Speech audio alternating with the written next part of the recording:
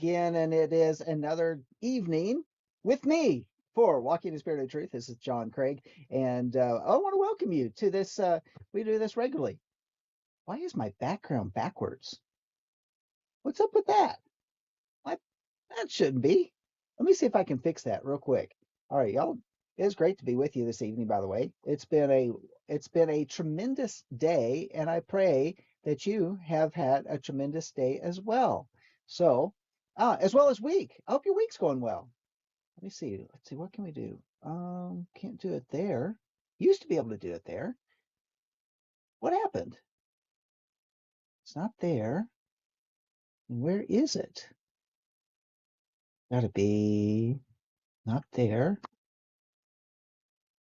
Oh, right here. There we go. Now you can read my background. Okay. Yeah. Yeah, y'all can see that better. It's better to see it that way, right? Oh, how did that get switched around? Of all different things. You got to see that Life of Worship in the background. So Life of Worship Ministries, yeah, behind my shoulder is Ministries. Um, but be actually behind the chair. But nevertheless, it is uh, here on the Lamb Network. We are um, from Ministry Life of Worship Ministries. And you can watch us on the Life of Worship Ministries YouTube channel. You can pick it up and pick up our tour portion that we do on Shabbat, where we have noon Central Time. You can join us there at that point in time. And you can actually, we send links out to anybody that wants to join us on the screen with us as well as those that are joining us in the chat. But we always love to hear and see people audibly. And if you don't want to show up on camera, you can at least show up audibly, and we can um, hear your point of view, your ideas that go along with the tour portion. But we do that on Shabbat at noon Central. We do that for a couple hours, take an hour break, and we come back for our regular encounter service, which is at 3 p.m. Central Time. And we have a time, it's split up in two different streams, but all one service where we have a time of praise and worship and ministry. And we follow up with a time with a message. And the message can vary from all sorts of different things. We want to present a timely message for everybody that's with us. That's encouraging, that's inspiring. Things that you can dig into, things that you can chew on, and things you can be motivated by in your walk. So that's what we do on Shabbat. But we do a deep dive into the Torah portion, and we have a great discussion. So we would love to have you with us. We do some other broadcasts here on the Lamb Network. We do the Monday Morning War Room. We do the Let Us Reason Together on Mondays, and which I want to give a shout out to Eddie and Tammy Johnson, because they handled the whole show without me because a computer glitch, error, whatever. I had completely download Windows 11 on the computer. I mean, insane. Never had that happen before, but it went completely wacky. And I finally got in for the last 10 minutes of the show.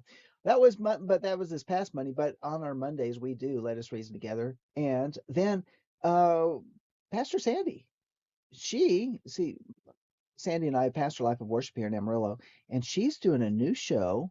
What's it called? The World We Live In. They do a great job. You want to check it out on Thursday mornings at 8:30 Central Time. That would be 9:30 Eastern Time. Wherever you're at, you just adjust the time zone, apparently, whatever it is. She and Mark David Smith, and they hit some subjects, and it's very much worth your time. So those are some things that we do here at on Lamb Network, as well as the Life of Worship Ministries YouTube channel. And by the way, all of our Life of Worship Ministries teachings, our tour portions, the series that we've done, we've got several years here on the Life of Worship Ministries YouTube channel, but our old channel, which was taken away by YouTube, and then we got it back, is Life of Worship Amarillo. So, Amarillo, you can look it up on the map. Amarillo, that's where we live. But we dropped the O because there wasn't enough space to put it all in. So it's just Life of Worship Amarillo. On there, there's a ton of series and teachings and things that are very, very well studied out. And they're there for your education, your learning, for your inspiration, for your motivation. It's not behind a paywall. Many ministries out there, they put their teachings behind a paywall. I understand why they do that. We haven't done it. But so it's there for you. But here's the flip side of it, because you know the message is free. Ministry is not free. It costs money. It costs things. And so we always ask people to say, be part of our ministry, and financially, and as well as prayer partners, financial partners, and come be with us locally. If you're local, you're somewhere near the Panhandle of Texas, and you don't have a congregation to come join, you can join us here and be with us on our Shabbat services, where we're meeting right now over at the Stay Bridge Inn in the meeting room just behind Mardell Books, so off of I-40 and Western. So you come by and you join us and be part of our congregation. We'd love to have you. We're going to have a Passover dinner coming up in our, of course, we're on the priestly calendar. So I know some people on the Hillel calendar are doing it this week, but we will be doing our Passover dinner next Tuesday. So Tuesday, April 7th in the evening. And we would love for you to come join us. And we typically um, have that online. So anybody wants to join us and go through the process and go through the Haggadah with us, we can send one out to you. And we'd love for you to be part of it in our observance of that day and the participation of it, because this is quite a year. And I'm telling you, during the feast days and things are going on around the world, my antennas are up, your antennas should be up, and because this could be quite a spectacular Passover. So join us. Join us. All right. That's all of that stuff out of the way. Oh yeah, like, well, how do we get more information? Well, you can go to www.lifeofworshipamarillo.org, and there you can find information about our ministry. You can find out about events that are coming up. You can find out about a lot of different things that are happening. But yeah, just check it out. Oh, here's something else. Here's our YouTube channel. It's right here. Yeah, it's that's our old one, Life of Worship Amarillo. See how it's spelled? Yeah. So that's for you, and that's for you to check out on your free time, and just peruse all the different teachings, all the ones that we've collected over the years here, from doing teachings and shows on the Lamb Network.tv, as well as what we've done at Life of Worship Ministries. So, all right. Is that it? Is that what we're going to get to? I think that's all the housekeeping stuff I wanted to do today. And while you can, like, share, subscribe, and do it right now. Just hit that X, get out of the comments, hit the thumbs up, give us that thumbs up, and like, share, subscribe. We would love for you to do that as well. Share the word. We have been going through the book of Jubilees, and it's very interesting that Jubilees is a calendar system. This was the calendar system that goes all the way back pre-Moses. As we've seen, we've been talking about the life of Jacob. We talked about the life of Abraham. We've been talking about even Noah, and before it's all in Jubilees, and it counts the Jubilees. That's the counting system. That's the calendar system. And that's why it's very interesting that Jubilees is an authoritative word that was even quoted within the Brit Hadashah. And so we find that there's authoritative information and theology and all of that. Don't know why I just lost my picture, but y'all just stay with me. But nevertheless, we have all of that information in there. Whoa, check that out. Well, let's not go there right now. I don't know why I lost everything like that. Bear with me for just a moment while I fix my camera. Let me see what's going on, why it's going in and out. All right, we're going to do something here. We are going to do a little shift. Why did that take place? What did that just happen? I don't know why that happened. All right. Okay. I'm still here because I can see my audio is still playing. And I got to zoom back in. All right. See, you see how it is? You saw my green screen. Yeah. I even lost my green screen. I mean, it's there. Got to zoom in. It's just a little circle. It sits behind there. And that's how I can put up my display behind me. Oh, now you know the secrets. Behind me is a bunch of plants that we're growing, and my printer, my papers I need to file. All right, let's figure out why did I lose my background? I mean, it completely.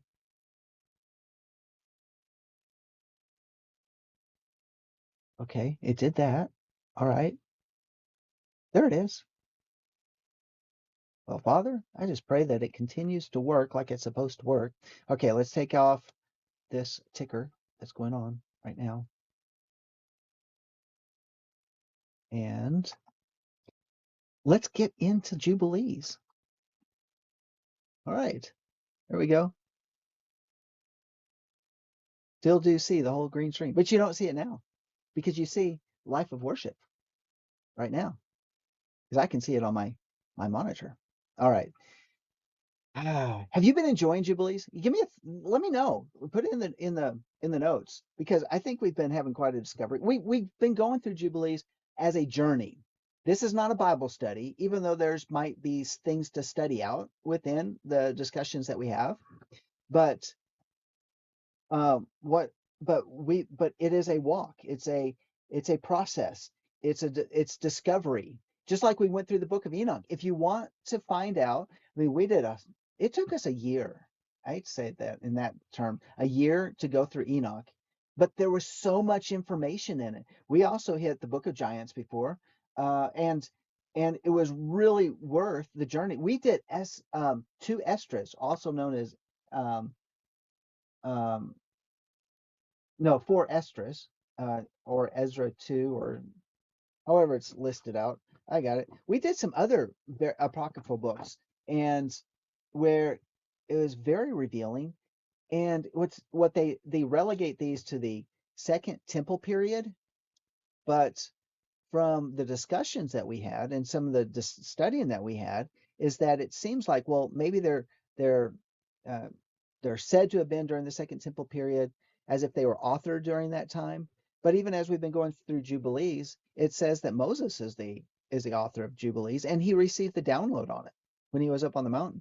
So when we look at Jubilees, that perhaps it was this, perhaps it was that um, that they recopied the scrolls of these books during the Second Temple period, so that they would have more. And these were the ones that were found, like among the Dead Sea Scrolls, as well as in other places, like in Ethiopia. There's the Ethiopian Enoch. There's also the scrolls that they found in Egypt, and we talked about how I think it was Cambridge University went and they just purchased this entire library out of Egypt that had a lot of these old scrolls in.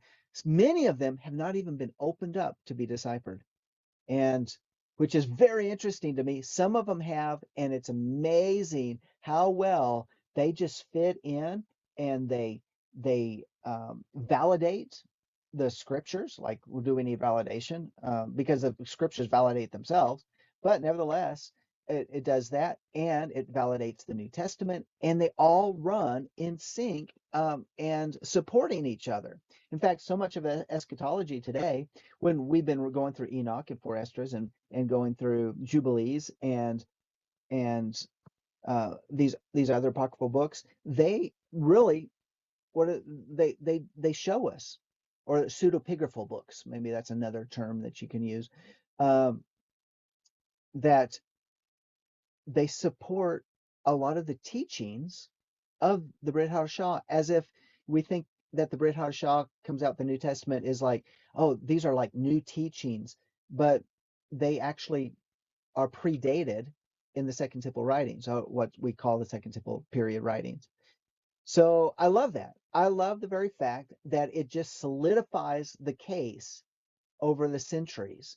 And even the 400 silent years, they weren't silent because we have the writings to prove it.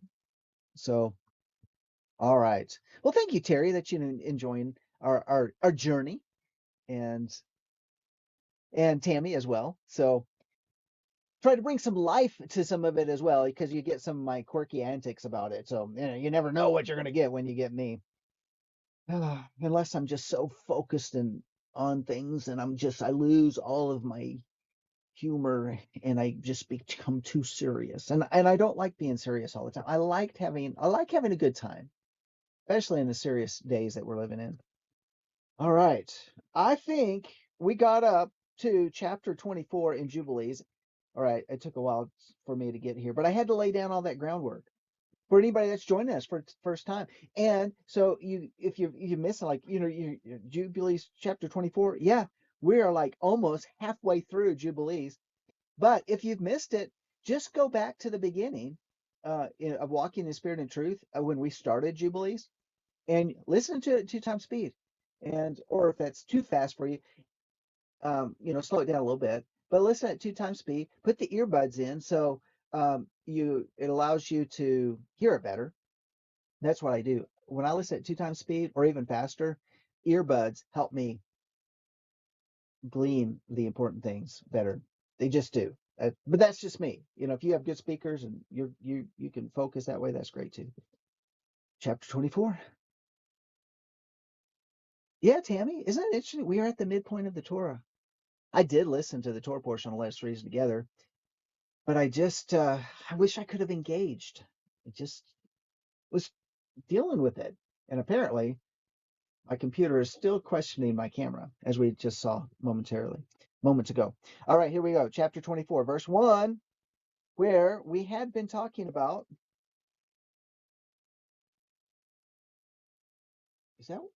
that's where we left off. Yeah, that's where I marked it. Okay, I'm just making sure. All right, so remember what we left off on is that uh, Moshe was talking um, and giving this word. It was a prophetic word. In fact, like if you go back to chapter 23, beginning with verse 23, where it says, and he will wake up against them the sinners of the other people who have neither mercy nor compassion, who will respect the persons of none, neither old nor young nor anyone, for they are more wicked and strong to do evil than all the children of men.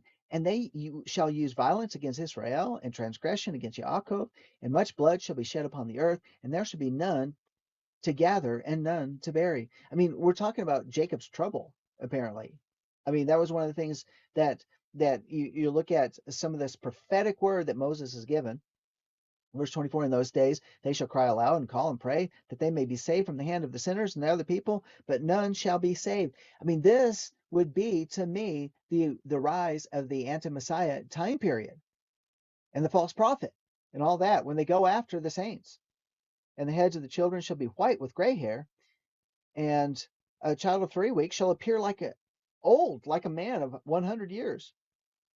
Oh my. Is that like a child of 3 weeks would be considering one who's 21 years old? I mean, I can't imagine a child of 3 weeks old appearing like an old man, but a 21-year-old who's under great stress, having a hair turn white from the stress. You've heard of that, right? People, because of a traumatic event and overnight their hair turns white. And will be like a man of 100 years, and their stature shall be destroyed by tribulation and oppression. And in those days, the children shall begin to study the Torah and to seek the commandments and return to the paths of righteousness. Because it's amazing what tribulation does. It that people are like, I need answers. There's a lot of people that since, shall we say 2020, because we know about the events that began in 2020, and since all of that garbage that went on and the jabs and stuff, and how many people are like, this is crazy, this is really weird, it's almost biblical. There's a lot of people that have turned to Yah because of those events. And and apparently the things, when you look at the scripture and things that are coming upon the earth, it says that men's hearts shall fail them for the things that are coming upon the earth, and because of the great stress. And so we have to prepare our hearts to be ready to deal with that. And I look at it as that there is a time of a sequestering away of the bride during this 1 year, that where the bride is together with the bridegroom for that 1 year, and then the bridegroom um, takes up his sword and marches to Jerusalem, slaughtering his enemies. So People say, well, what about a 3.5 year tribulation, or what about 7 years and all? Well, I don't know if the scriptures actually, um, because of the way I'm looking at it, it could just simply be boiled down to a year or less, um, as in terms of that time of tribulation, the sequestering of the saints, the time when the the five virgins are taken away and the doors closed, and the other five virgins who weren't ready have to be out there. These are the ones that Hasatan goes after, and that we see in Revelation chapter 12. So these are some of the things that I'm seeing that Moses is talking about here. And it said, in those days, the children shall begin to study the Torah and seek commandments and return to the paths of righteousness. It would make sense to me that these are the ones that didn't have enough oil, and they had to go to the sellers and buy more oil, but they found that they were locked out. But what they do when they buy oil, synonymous of studying Torah. So, and in the days, and the days shall begin to grow many and increase amongst those children of men till their days draw nigh to 1,000 years, and to a great number of years than before was the number of the days. So it would also, I mean, is he talking about now Messiah's come and now there's the 1,000 year millennial reign? Or, is that's like a saying the same thing twice? But is it that's what he's talking about? And there should be no old man, and nor one who is satisfied with his days, for all shall be as children and youths. Yeah, I would think that's during the millennial reign of Messiah. It'll be like our youth is destroyed, is not destroyed, is renewed. All right, think about it. I would love for my youth to be renewed. I mean, Moshe at 80 took a whole congregation of Israel through the wilderness for 40 years, and his eyes were not dim, and his legs were strong, and all that. He had the vitality of his youth. I think that's totally awesome. I want some of that, right? Okay. She had a white streak in her hair because she was a passenger in a car accident. And it isn't that, yeah, it happens. Okay. And their day shall be complete, and their day shall complete and live in peace and joy, and there shall be no Satan or nor any evil destroyer, for all their days shall be days of blessing and healing. Because why? Because because Hasatan is bound up for 1,000 years. Oh, just think about that. Don't you dream of that? I dream. I mean, physically dream. I would love to have some dreams like that. But nevertheless, but like dream, just like daydreaming about what would it be like for 1,000 years? There's no lame among them at the first exit. That's right, exactly right. And then, and verse 30, and at that time Yahweh will heal his servants, and they shall rise up with and see great peace, and drive out their adversaries, and the righteous shall see and be thankful, and rejoice with joy forever and ever, and shall see all their judgments and all their curses on their enemies. That is something else to be thinking about, is that at the time of Yeshua's reign, um, and he's established his kingdom on the earth, the enemies of Yahweh will still be in the earth. And would it be like during the time of Esther, where the decree goes forth and said, now you've got the right to go defend yourself. So go do it. Wipe out your enemy, because enemy is trying to kill you. Right? It sounds like that's what I just read. And the righteous shall see and be thankful and rejoice with joy forever and ever, and shall see all their judgments and all their curses on their enemies, and their bones shall rest in the earth, and their ruachot shall have much joy, and their spirits, right, shall have much joy. Why? Because we're spirit. We're spirit. We are a spirit that has a body and has a soul, a mind, will, and emotion. And they shall know that it is Yahweh, who executes judgment and shows mercy to hundreds and thousands, and to all that love him. And do you, Moshe, write down these words?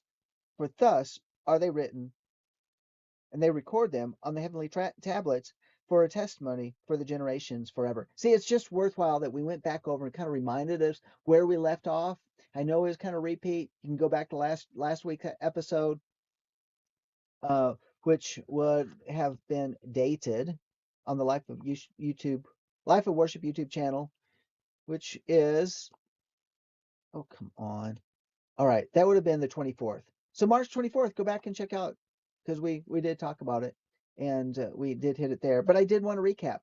And that gets us to chapter 24, verse 1. And it came to pass after the death of Abraham that Yahweh blessed Yitzhak, his son, and he rose from Hebron and went and dwelt at the well of the vision on the first year of the third week of the Jubilee, 7 years. And the first year of the fourth week, a famine began in the land besides the first famine, which had been in the days of Abraham. And Yaakov um, saw lentil pottage, and Esau came from the field. Wait a minute, we did that. Did I not mark it? Yeah, because we already took. Oh, I missed it. We're on chapter 26. Well, it was worth going back and reviewing that word that was given to Moshe, wasn't it? All right. Okay, because all right, he was, but we did 26 already.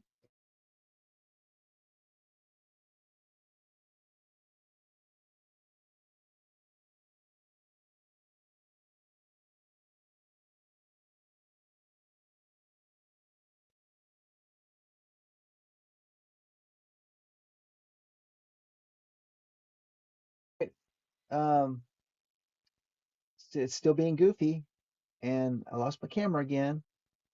See if we can restore it. Once again, do this thing. Well, there it is. The green screen is back. What is up? What is up with that? I'm on a different camera. I'm on the I'm on the computer's camera. I'm just gonna have to stick with that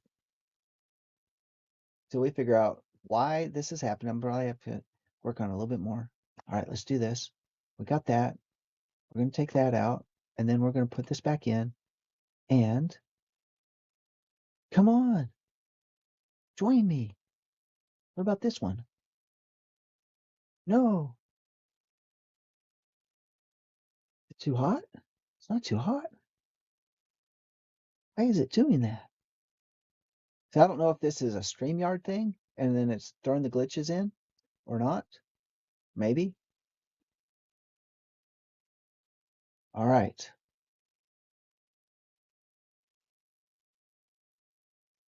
What if I did this, and then I did this? Nope.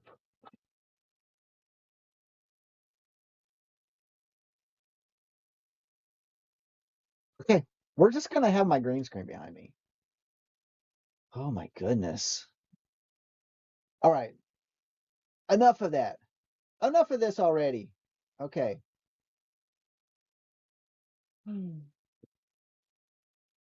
Well, we're just gonna go with this. We're gonna use a computer camera, kind of different. All right. But we can't miss anything else on it. So just have to deal with the background as it is. Okay.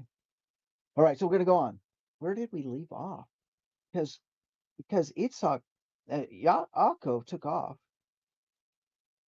We got to 20. We did get through 27,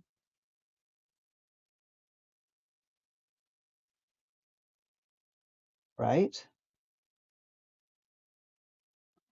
We're going to pick up in verse. Well, let's go to chapter 28. And he went on his journey. This is Yaakov, and came to the land of the east, because we talked about Jacob's ladder last week. Whoa, check that out. That was weird. Okay. And then we went to Jacob's ladder, and we talked about that. And then he went on his journey, and we talked about this is pretty crazy.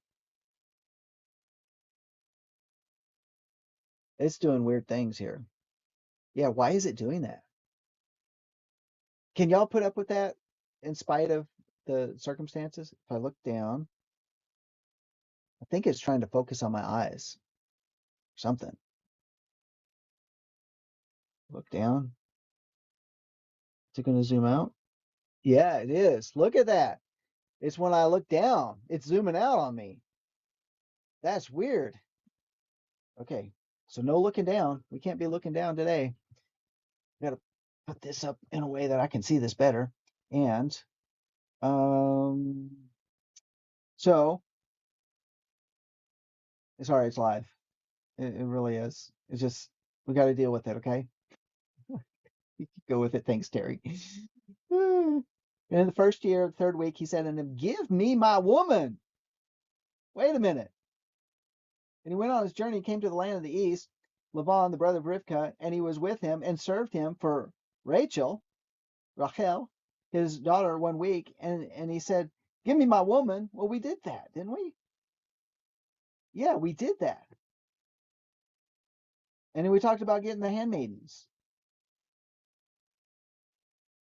Come back. All right. And then it says let's go to verse 9. This command, I really enjoyed going back and look at the Moshe stuff.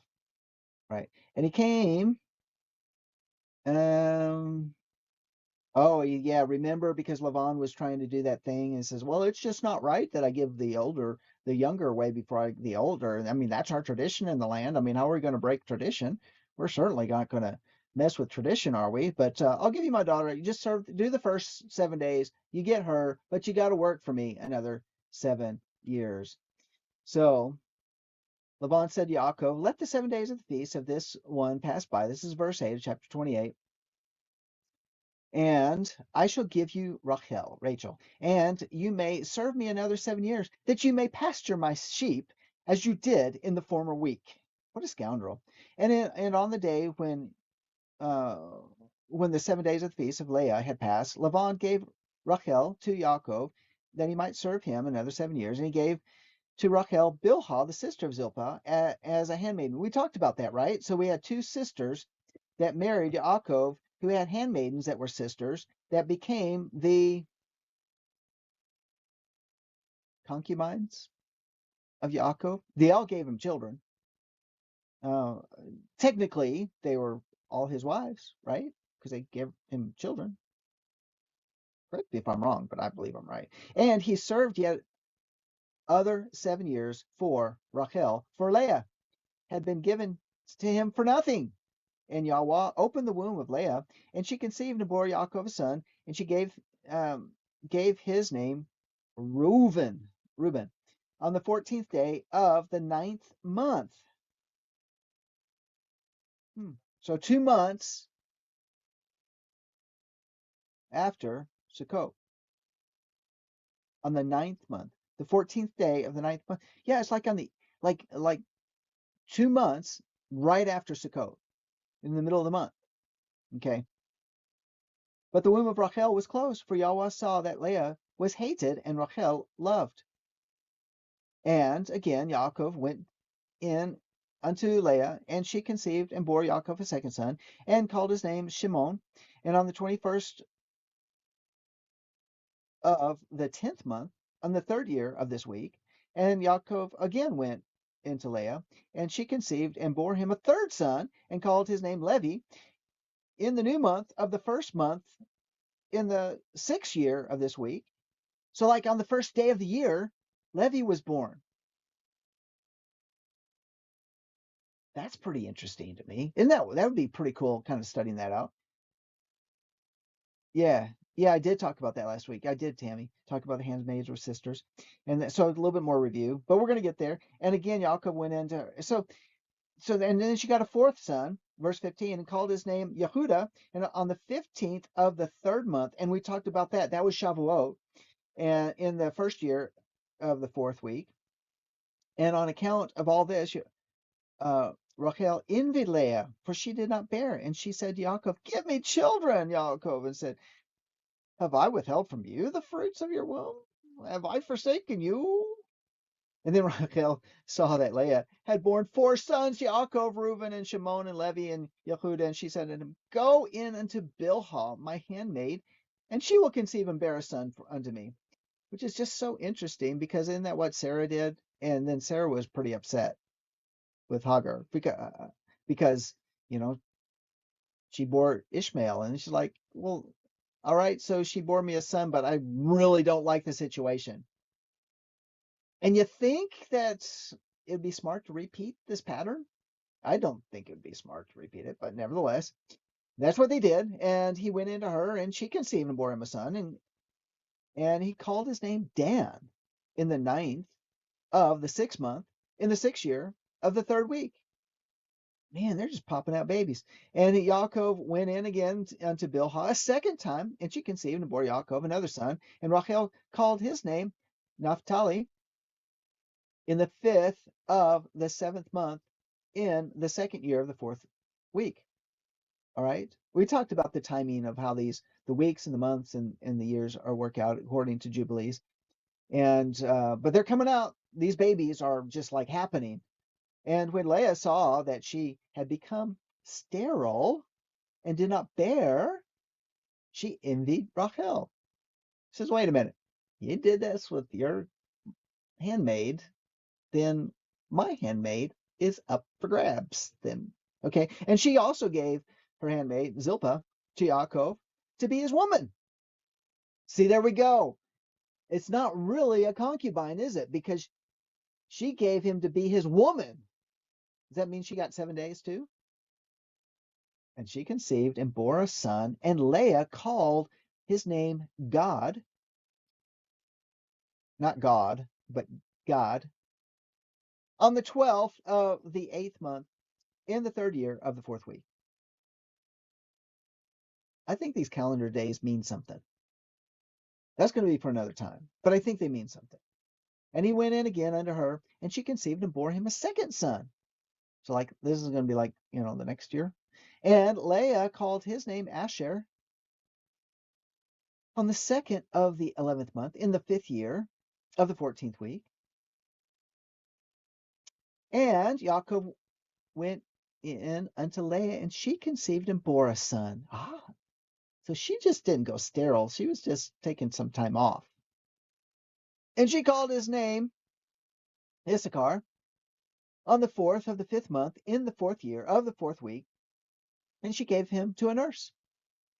And Yaakov went in again unto her, and she conceived and bore 2 children. Wait, a son and a daughter. And she called the name of his son Zebulun, and the name of the daughter Dinah. In the 7th of the 7th month, in the 6th year of the 4th week. Did you know that Zebulun and Dinah were twins? All right. Things are being exposed here in Jubilees. So Zebulun and Dinah were twins. Verse 24, and Yahweh was gracious to Rachel, and opened her womb. There's a lot of kids that are born. So finally, Rachel conceives, and she conceived and bore a son, and she called his name Yosef. On the new month of the 4th month, in the 6th year, in this 4th week. So he was born on the 1st of the month. And in the days when Yosef was born, Yaakov said to Laban, give me my woman. No, give me my women. Give me my wives. Right? So it's just so foreign to us. But anyway, because it seems so Neanderthal. It just does, but okay. I don't think they meant that in a bad way, but we kind of think of that in the 21st century. So give me my women and sons, and let me go to my father Yitzhak, and let me make me a house, for I have completed the years in which I have served you, for your 2 daughters, and I will go to the house of my father. And Laban said to Yaakov, tarry with me for your wages, and pasture my flocks for me again, and take your wages. Trickster. All right. And they agreed with one another that he should give him as his wages those of the lambs and kids which are born black and spotted and white. These were to be his wages. So the ones that didn't have like the pure colors, so that would, right, black and spotted and white, these were the ones to be his wages. And all the sheep brought forth spotted and speckled and black, variously marked, and they brought forth again lambs like themselves. And all that were spotted were Yaakov's, and those that were not were Laban's. And Yaakov, his possessions multiplied exceedingly, and possessed oxen and sheep and asses and camels and men servants and maidservants. I know that's kind of weird. This thing keeps zooming in and out. So please don't be distracted. But nevertheless, he became very wealthy because he's got the oxen and he's got his sheep and he's got the donkeys and he's got the camels and he's got men and women servants. And Laban and his sons envied Yaakov, and Laban took back his sheep from him and he observed him with evil intent. Yeah, it's like, hey, my sheep are producing too much for you, so give me my sheep back.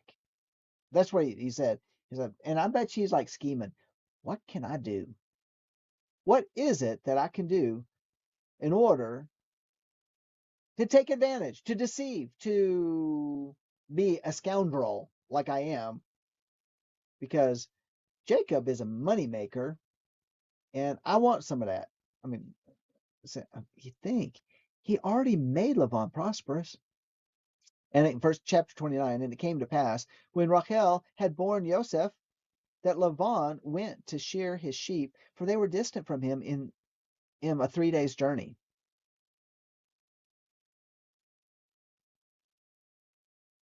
Yeah, they separated themselves.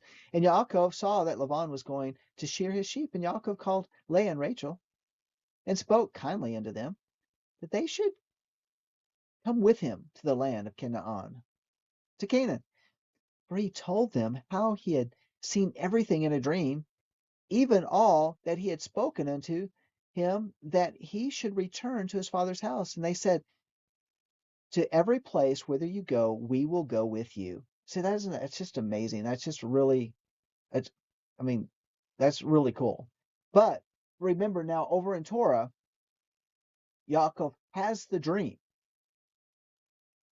and yet here we see that he doesn't have the dream. He just tells them about the dream. But in Torah, he has the dream. It's time for you to go, Jacob. It's time to go now. So get your wives, tell them what's going on, and let's go.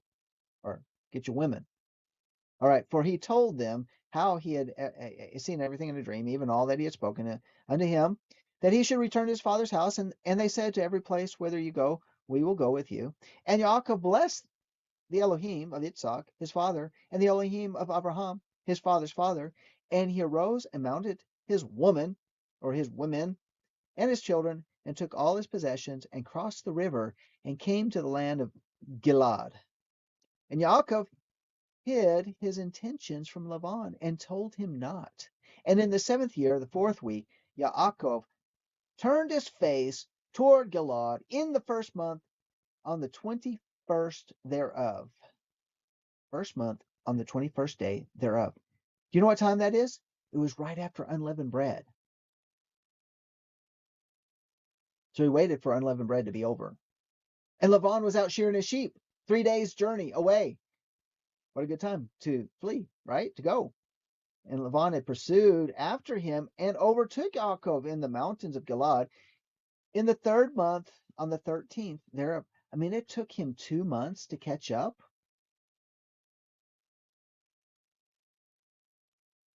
I mean, it's a little bit of a journey, isn't it? 2 months to catch up. And Yahweh did not suffer him to injure Yaakov, for he appeared to him in a dream by night.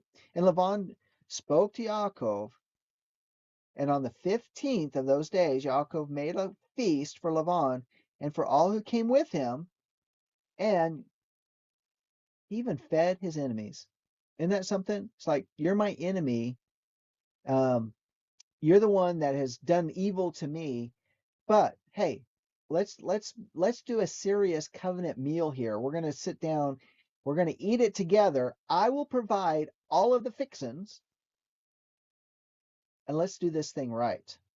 And Yaakov swore to Laban that day, and Laban also to Yaakov, that neither should cross the mountains of Gilad to the other with evil purpose. I mean, of course, I don't think Jacob wants to go back, does he? So I spent enough time with you, and you're a scoundrel. I'm not going to go seek after you or do anything wrong to you, but don't come back after me, because we're separated. Done. We're over. And he made there a heap for a witness. Wherefore the name of that place is called the heap of witness. And after this heap, But before they used to call the land of Gilad the land of the Rephaim, for it was the land of the Rephaim, and the Rephaim were born there. And Rephaim, whose height was 10, 9, 8, down to 7 cubits. So they were shrinking. But that's still pretty tall, because 7 cubits would be like 7, 10, 12, 12 feet, something. Yeah, about 12 feet. Yeah. And their habitation was from the land of the children of Ammon to Mount Hermon, and the seats of their kingdoms were Kiriathaim and Ashtaroth and Edrei and Misur and Baon. All right, say that real fast 20 times, okay, if you only speak English. And Yahweh destroyed them because of the evil of their deeds, and they were very malignant. They were very malignant. Okay, all right, come back with me, screen. We're going to fix that too. Okay, and the Emerim dwelt in their stead, wicked and sinful. And there is no people today which was wrought to the full of their sins, and they have no longer length of life on the earth. In other words, they're dead. They're gone. All right. Okay, we still have time. All right. And Yaakov sent away Laban, and he departed into Aram Neharaim in the land of the east. And Yaakov returned to the land of Gilad, and he passed over the Yabok, like the Jabbok River, as we would say in English, the Yabok, in the 9th month, and in the 11th thereof. And on that day, Esau his brother came to him, and he was reconciled to him, and departed from him unto the land of Seir. But Yaakov dwelt in tents. Well, we kind of skipped a lot that's in Torah, so you got to put the two together. But basically, all we need to know here in Jubilees is they reconciled. No matter what the rabbi said, right? They reconciled. In spite of the rabbi saying that Jacob really wanted to bite his neck. But they reconciled because Jacob had a whole bunch of angels that were with him, warring angels, and made Jacob and his men very afraid. But isn't this a promise? This is the promise fulfilled that Yahweh said, that Jacob said, if you'll just bring me back to the land safely, then I'll worship you. I'll give you a tenth of everything. He said that. Jacob said that. Remember that he said that before he departed? And guess what? Now they're coming back to the land. And so goodbye Esau. He goes back to the land of Seir and Seir, and Yaakov dwelt in tents. Again, why does he say that Yaakov dwelt in tent? Is because he's a Bedouin? He's a Bedouin type? Or is he saying that he did not give up Torah in his studying of Torah? Could be verse 14. And in the first year of the 5th week in the Jubilee, he crossed the Jordan, the Jordan, and dwelt beyond the Jordan, and he pastured his sheep from the sea of the heap, unto Beit Shan, and unto Dothan, and unto the forest of Machaleh, Akrabim.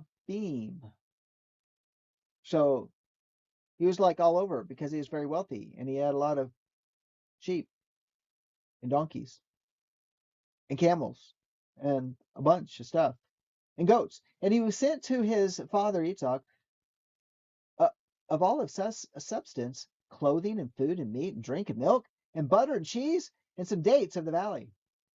And to his mother Rivkah also 4 times a year between the times of the month. Between the times of the months. That's very interesting, right? Because it's in the intercalary days that he sent these gifts to his father and to his mother. Isn't that cool? He on the intercalary days. In other words, he respected those days that add the extra days. So between the month, between each quarter. Oh, that's really cool. And to his mother Rivka. If you don't know what that is, you got to go back to the teachings that Pastor Sandy did on the calendar. And then you'll know what it is. And you understand why we shifted our calendar, because it makes sense. And to his mother Rivka, also 4 times a year, between the times of the months, between plowing and reaping, between autumn and the rain seasons, and between winter and spring, and to the tower of Abraham.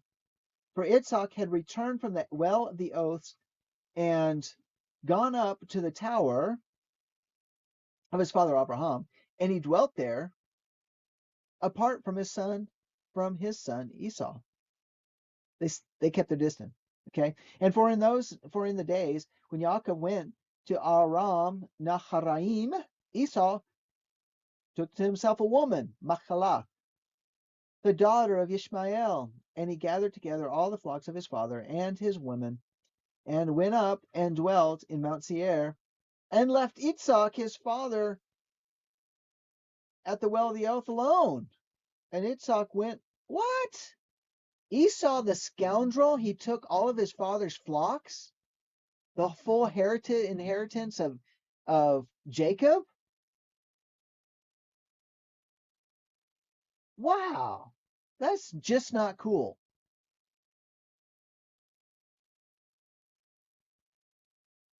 Okay. Gathered together all the flocks of his father and his women, and went up and dwelt on Mount Seir, left Itzhak and his father at the well of the oath alone. And Itzhak went up from the well of the oath and dwelt in the tower of Abraham his father, on the mountains of Hebron. And thither Yaakov sent all that he did send to his father and his mother from time to time, all they needed, and they blessed Yaakov with all their hearts and with all their souls. That is not cool, what Esau did.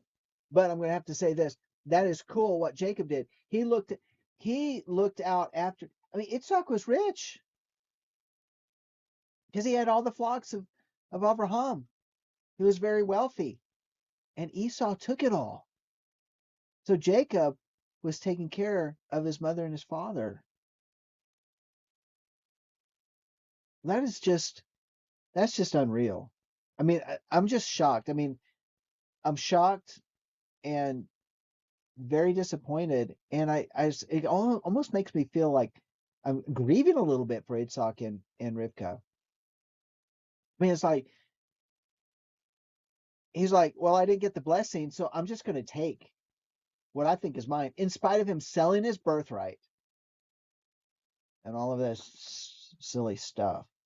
Wow. I mean, this is real life. Like, this is real life. It took place. And on the first of the 6th week, he went to Shalem, to the east of Shechem, in peace, in the 4th month. Talking about Yaakov. And there they carried off Dinah, the daughter of Yaakov, whose twin brother is Zebulun, for they into the house of Shechem, the son of Hamor, the Hivi, the prince of the land, and he lay with her, and he defiled her, and she was a little girl, a child of 12 years. And he besought his father and her mothers that he might be given to him, or that she might be given to him to be his woman at 12 years old. Yaakov and his sons were wroth because of the men of Shechem, for they had defiled Dinah, their sister, and they spoke to them with evil intent and dealt deceitfully with them and beguiled them. Oh my goodness. And Shimon and Levi came unexpectedly to Shechem and executed judgment on all the men of Shechem and slew all the men whom they found in it and left not a single one remaining in it.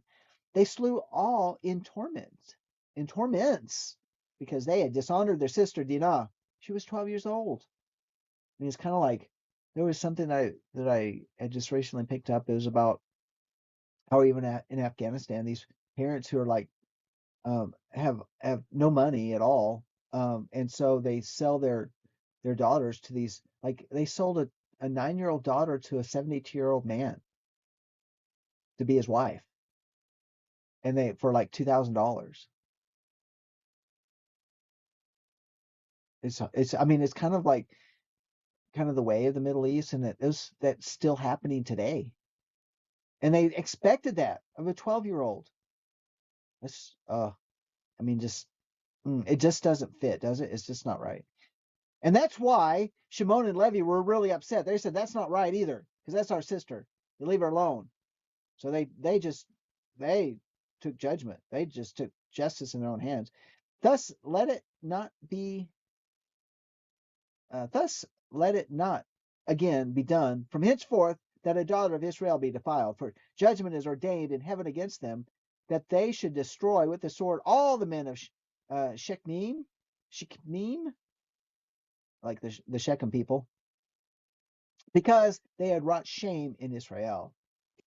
And Yahweh delivered them into the hands of the sons of Yaakov, and that they might exterminate them with this sword and execute judgment upon them, and that it might not thus again be done in Israel, that a virgin of Israel should be defiled. Well, that's it. That's as far as we're going to get today. I'm going to properly mark where we left off, so we're not going to do that again this next week. But oh my goodness, wow! This is better than any soap opera you can watch on TV. I'm telling you, it's action packed. You got the sword, you got this sort of stuff. I hope you guys enjoyed my rendition of Jubilees this week, and I'm just taken aback. I'm really taken aback at Esau. What? I mean, no wonder Yahweh hated him. We'll see you next time. This is John Craig signing off for Walking in Spirit and Truth. Thanks for being part of this evening with me. Shalom.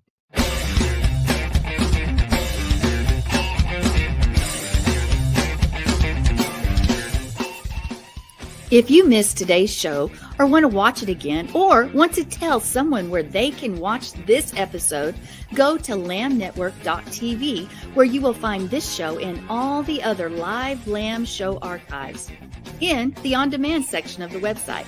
Thank you for watching, and don't forget to tell someone about the Messianic Lamb Network.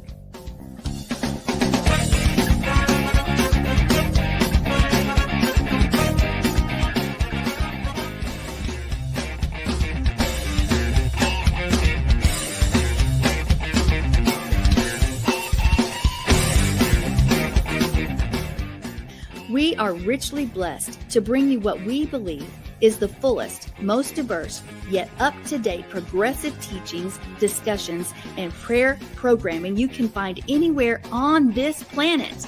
Be sure to take the tour of the lambnetwork.tv website. I'm Sandi Craig, thanking you for joining us on the Messianic Lamb Video Network.